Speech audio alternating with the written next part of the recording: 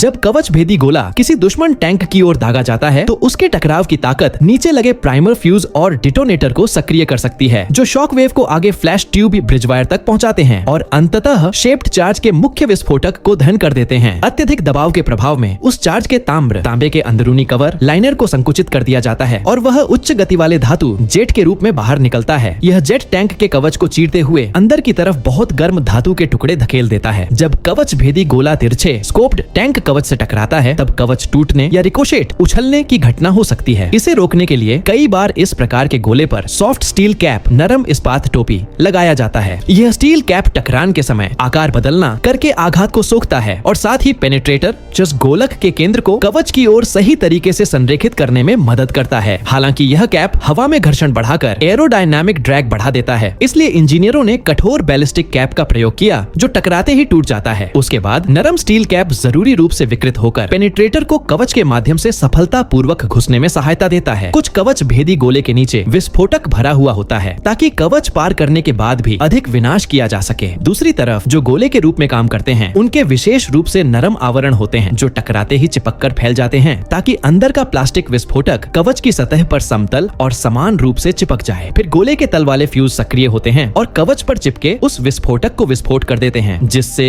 उच्च दाब की शॉक वेव उत्पन्न होती है जो कवच के अंदरूनी सतह को आत्मसात स्पोल करवा देती है। इस अचानक और तीव्र झटके के कारण अंदरूनी सतह से बड़े बड़े मृत्युप्रद धातु के टुकड़े टकराकर टैंक के अंदर उड़ जाते हैं, जो सवारों को चोट पहुंचाने के साथ साथ टैंक के आंतरिक कोर, इलेक्ट्रिकल और यांत्रिक घटकों को भी गंभीर रूप से क्षतिग्रस्त कर सकते हैं।